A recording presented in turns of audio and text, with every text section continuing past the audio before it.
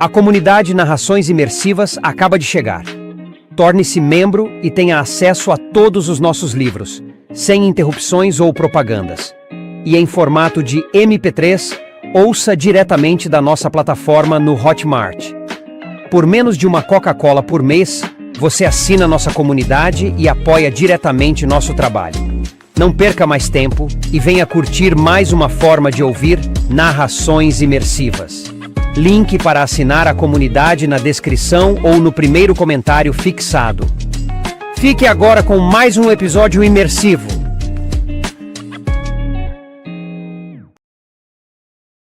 Percy Jackson e os Olimpianos. Escrito por Rick Riordan. Livro 4, A Batalha do Labirinto. Narração, Danilo Oliveira. Capítulo 9. Eu removo estrume. Perdi as esperanças quando vi os dentes dos cavalos. Ao me aproximar mais da cerca, segurei a camisa sobre o nariz para bloquear o cheiro. Um garanhão atravessou com dificuldade a imundície e relinchou com fúria para mim, arreganhando os dentes pontudos como os de um urso. Tentei conversar mentalmente com ele. Consigo fazer isso com a maioria dos cavalos. Oi, eu lhe disse. Vou limpar seus estábulos. Não vai ser ótimo?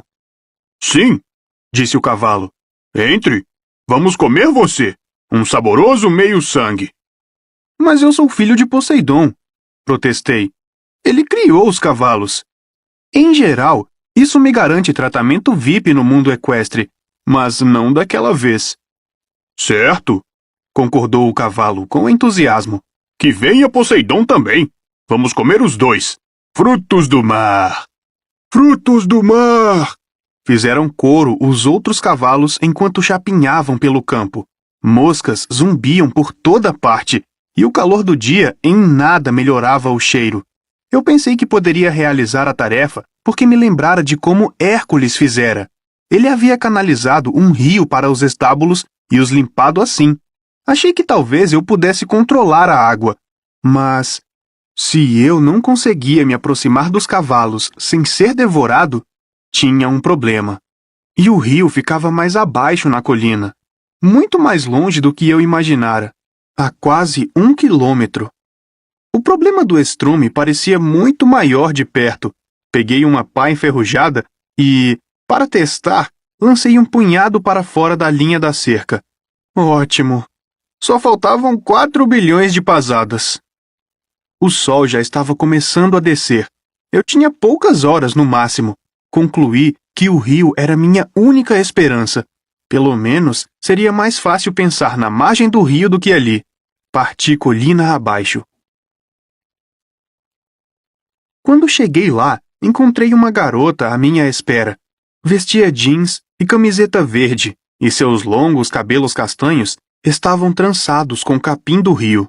Tinha uma expressão severa e os braços estavam cruzados. Ah, não, você não, disse ela. Eu a fitei. Você é uma náiade? Ela revirou os olhos. É claro. Mas você fala minha língua e está fora d'água? Ora, não acha que podemos agir como humanos se quisermos? Eu nunca pensara nisso. Senti-me meio estúpido, porém, pois vira muitas náiades no acampamento, e elas nunca faziam muito mais do que dar risadinhas e acenar para mim do fundo do lago de canoagem.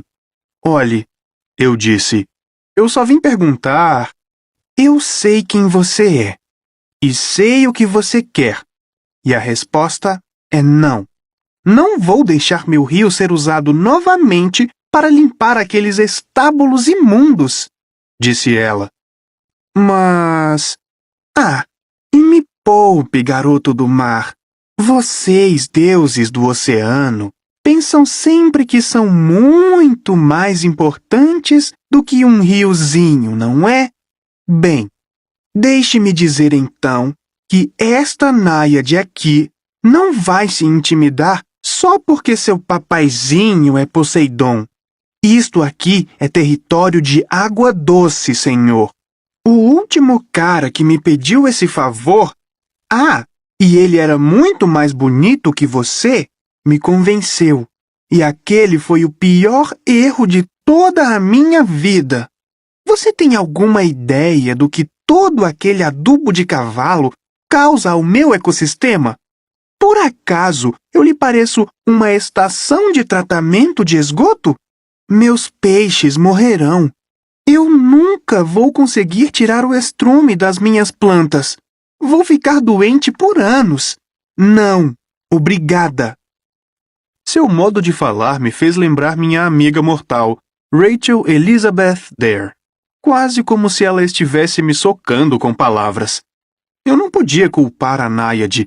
Agora que eu pensava no assunto, ficaria com muita raiva se alguém jogasse 2 milhões de quilos de estrume em minha casa. No entanto, meus amigos estão em perigo, disse a ela.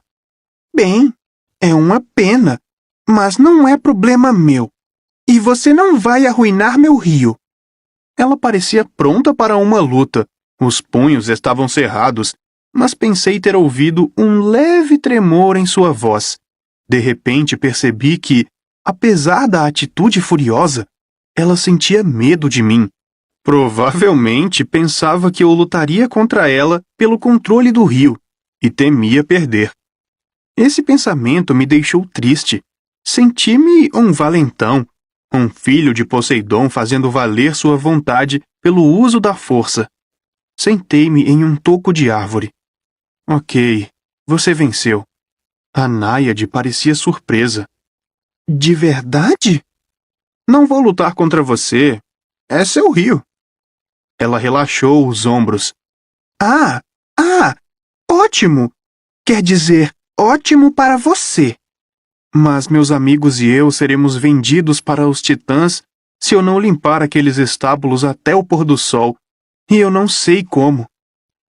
O rio gorgolejava correnteza abaixo alegremente. Uma cobra que deslizava pela água afundou a cabeça. Por fim, a Náiade suspirou. Vou lhe contar um segredo, filho do deus do mar. Pegue um pouco de terra. O quê? Você me ouviu. Abaixei-me e peguei um punhado de terra do Texas. Era seca, escura e pontilhada de pedaços minúsculos de pedra branca. Não, era outro material. Não era pedra. São conchas, disse a Náiade. Conchas petrificadas. Há milhões de anos, antes até do tempo dos deuses, quando apenas Gaia e Urano reinavam, esta terra ficava debaixo d'água. Fazia parte do mar. De repente vi o que ela queria dizer. Havia pequenos pedaços de antigos ouriços do mar e de conchas de moluscos em minha mão. Mesmo as pedras de calcário tinham impressões de conchas do mar gravadas nelas. Ok, eu disse.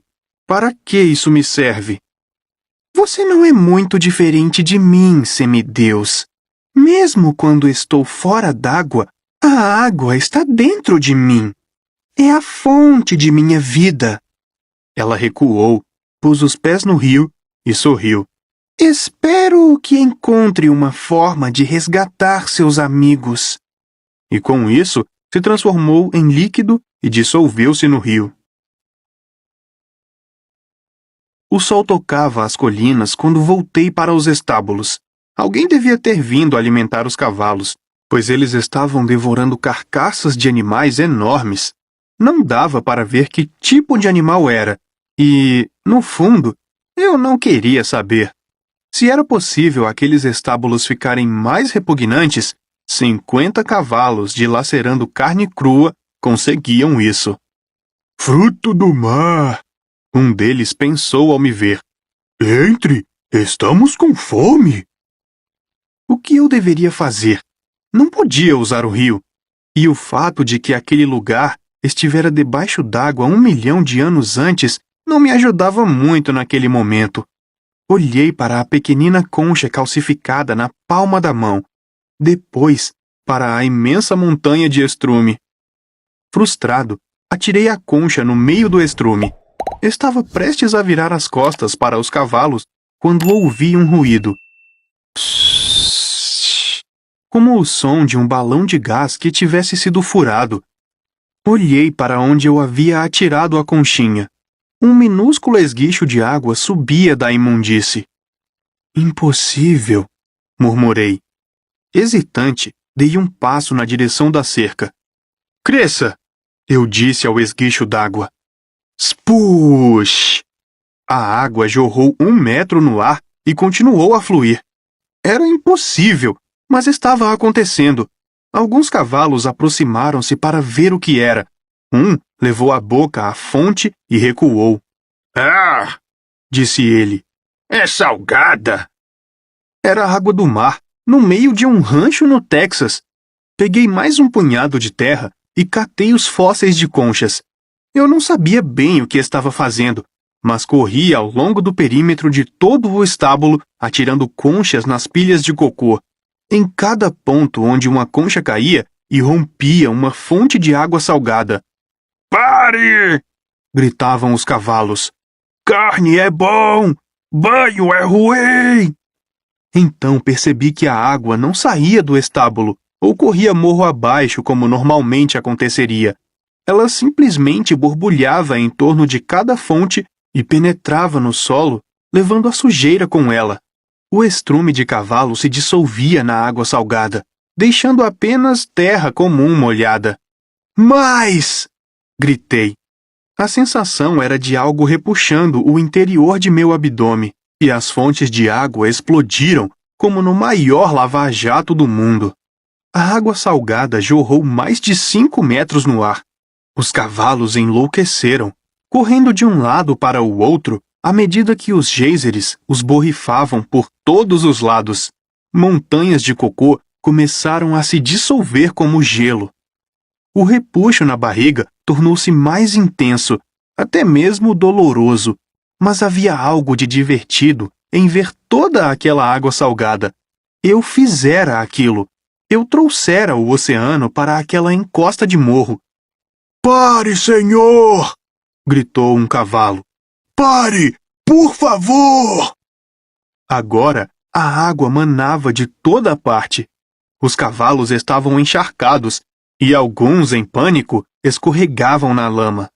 O cocô já havia desaparecido por completo, toneladas dele simplesmente absorvidas pela terra, e agora a água começava a formar poças, escorrendo do estábulo, criando uma centena de riachos que corriam na direção do rio. Pare! Eu disse à água. Nada aconteceu. A dor em minha barriga aumentava. Se eu não interrompesse os geysers logo, a água salgada alcançaria o rio e envenenaria os peixes e as plantas. Pare! Concentrei toda a minha força para interromper a força do mar. De repente, os geysers cessaram. Desabei de joelhos, exausto. À minha frente havia um estábulo limpo e reluzente, um campo de lama salgada e 50 cavalos tão completamente lavados que o pelo deles brilhava.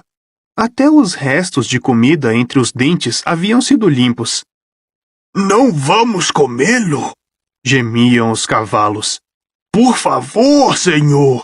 Chega de banho salgado! Com uma condição, eu disse. De hoje em diante, vocês só comerão o que seus tratadores lhes derem. Pessoas não. Caso contrário, voltarei com mais conchas do mar. Os cavalos relincharam e fizeram um monte de promessas de que seriam bons carnívoros dali em diante, mas não fiquei para o bate-papo. O sol já estava baixando. Virei e corri a toda para a sede do rancho. Senti o cheiro de churrasco antes de alcançar a casa. E isso me deixou ainda mais furioso, pois eu adorava churrasco. O deck estava arrumado para uma festa. Faixas e balões decoravam a cerca. Geriam virava hambúrgueres em uma imensa churrasqueira feita com um velho tambor de óleo. Euritiam espreguiçava-se a uma mesa, cutucando as unhas com uma faca. O cão de duas cabeças farejava as costeletas e os hambúrgueres que grelhavam. E então vi meus amigos, Tyson, Grover, Annabeth e Nico, todos amontoados em um canto, como animais em um rodeio, com tornozelos e punhos amarrados e amordaçados. Solte-os! Gritei, ainda sem fôlego por causa da corrida. Eu limpei os estábulos. Gerion virou-se. Usava um avental em cada tórax, com uma palavra em cada um deles, de modo que se podia ler nos três juntos: Beije o cozinheiro. Você limpou? Agora? Como conseguiu? Apesar de bastante impaciente, contei a ele. Ele assentiu, admirado.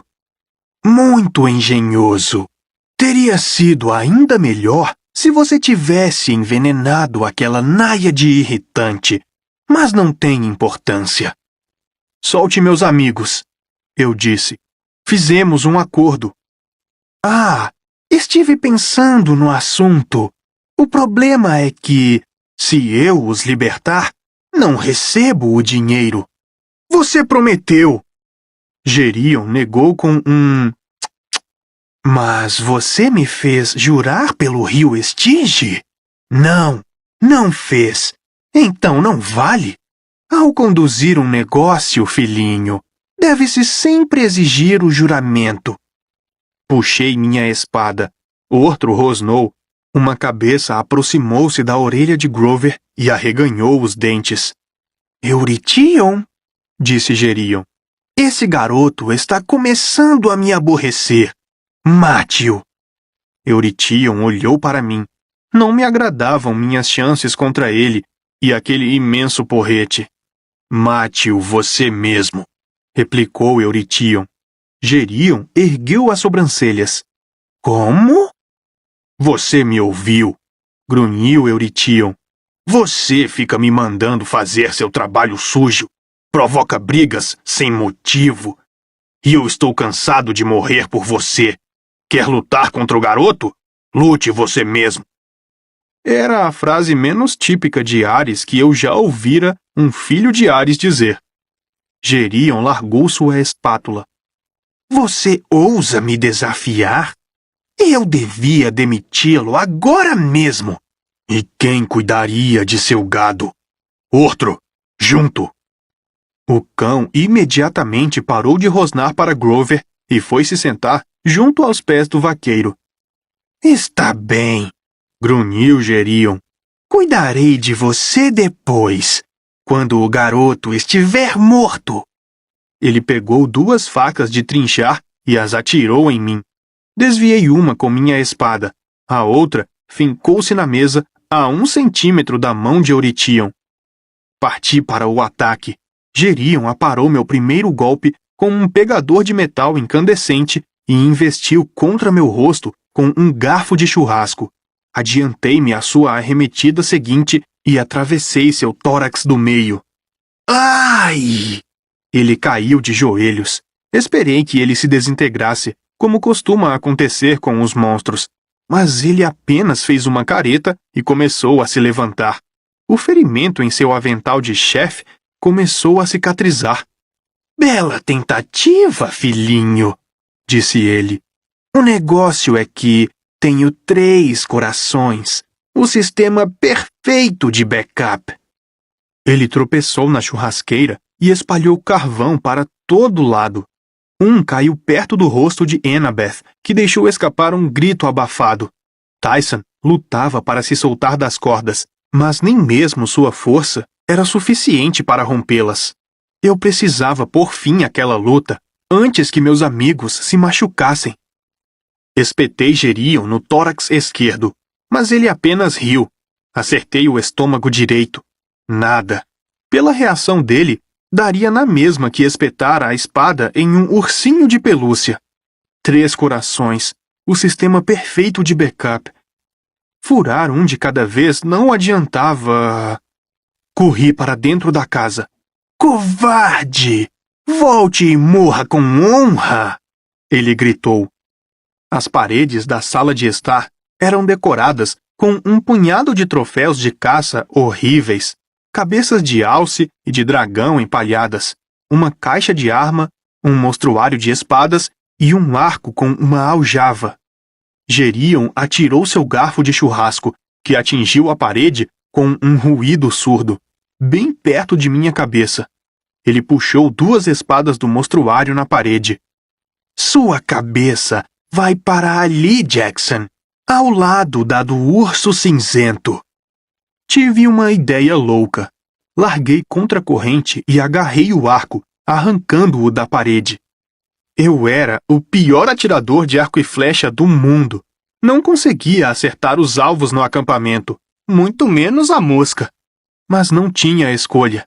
Não conseguiria vencer aquela luta com uma espada. Rezei para Ártemis e Apolo, os arqueiros gêmeos, esperando que pelo menos uma vez eles tivessem pena de mim. Por favor, caras, só um tiro. Por favor.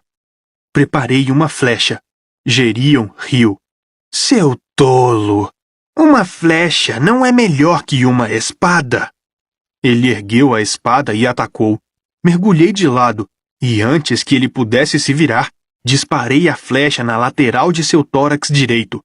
Ouvi tump, tump, tump, à medida que a flecha atravessava cada um de seus tórax. Saiu do lado esquerdo, cravando na testa do urso cinzento. Gerion largou as espadas, voltou-se e me fitou. Você não sabe atirar. Disseram-me que não consegue... Seu rosto adquiriu um tom doentio de verde. Ele caiu de joelhos e começou a se desfazer em areia, até que tudo o que restava dele eram apenas 3 aventais de cozinha e um enorme par de botas de cowboy. Desamarrei meus amigos. Eurytion não tentou me impedir. Então, aticei o fogo na churrasqueira e atirei a comida nas chamas, como uma oferenda para Ártemis e Apolo. Obrigado, caras. Devo essa a vocês, eu disse. O céu trovejou ao longe. Então, deduzi que os hambúrgueres deviam estar bons. Um viva para Percy! Disse Tyson. Podemos prender esse vaqueiro agora? Perguntou Nico. É, concordou Grover. E aquele cachorro quase me matou. Olhei para Eurytion, que ainda estava sentado, relaxado à mesa. Ortro tinha as 2 cabeças no colo do vaqueiro. Quanto tempo vai levar para Gerion se refazer? Perguntei-lhe. Eurytion deu de ombros. 100 anos? Ele não é daqueles que se refazem rapidamente, graças aos deuses. Você me fez um favor. Você disse que já tinha morrido por ele antes? Lembrei. Como? Trabalho para aquela aberração há 1000 anos. Comecei como um meio-sangue comum, mas escolhi a imortalidade quando meu pai a ofereceu para mim. O pior erro que já cometi. Agora estou preso aqui neste rancho. Não posso ir embora. Não posso pedir demissão. Eu só cuido das vacas e luto no lugar de Gerion. De certa forma, estamos presos um ao outro. Talvez você possa mudar isso, eu disse. Eurytion estreitou os olhos. Como? Seja bom com os animais. Cuide bem deles.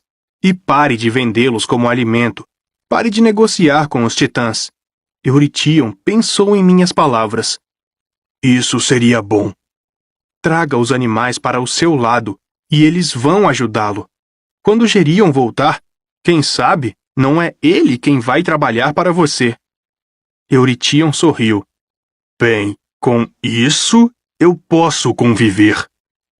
Você não vai tentar nos impedir de ir embora? Claro que não. Annabeth esfregou os pulsos machucados. Ela ainda olhava desconfiada para Eurytion. Seu patrão disse que alguém pagou para que passássemos em segurança. Quem foi? O vaqueiro deu de ombros. Talvez ele só tenha dito aquilo para enganar vocês. E quanto aos titãs? Perguntei. Você já enviou para eles a mensagem de Íris a respeito de Nico? Não. Gerion ia fazer isso depois do churrasco. Eles nada sabem dele. Nico fuzilava-me com os olhos. Eu não sabia o que fazer em relação a ele. Duvidava que ele concordasse em ir conosco. Por outro lado, não podia simplesmente deixá-lo perambular por aí sozinho.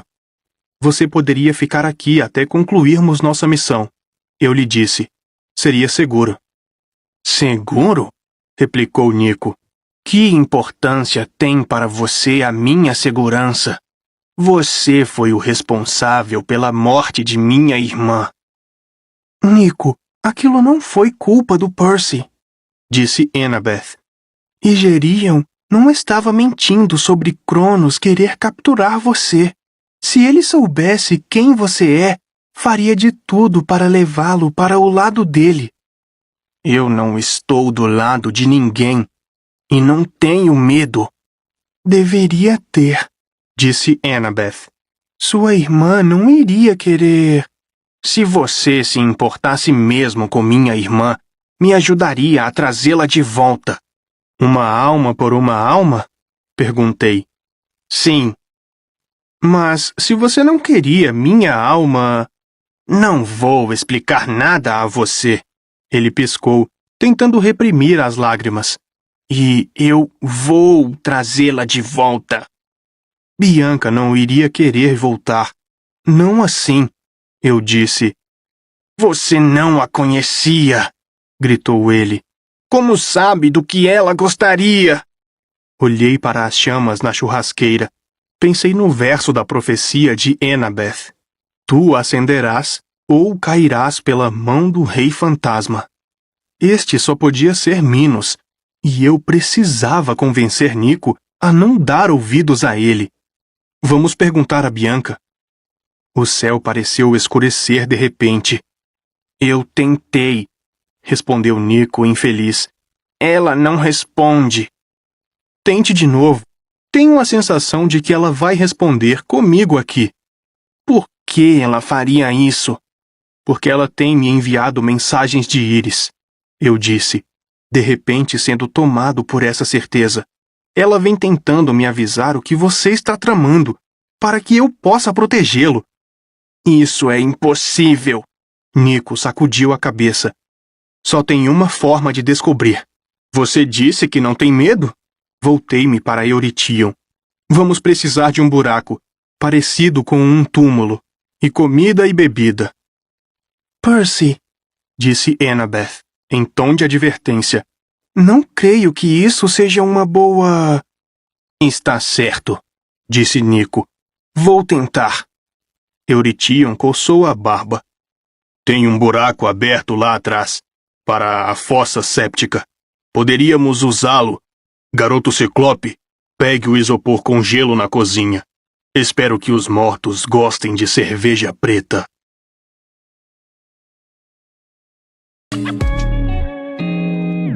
O canal Narrações Imersivas agradece por ter ouvido mais um episódio conosco.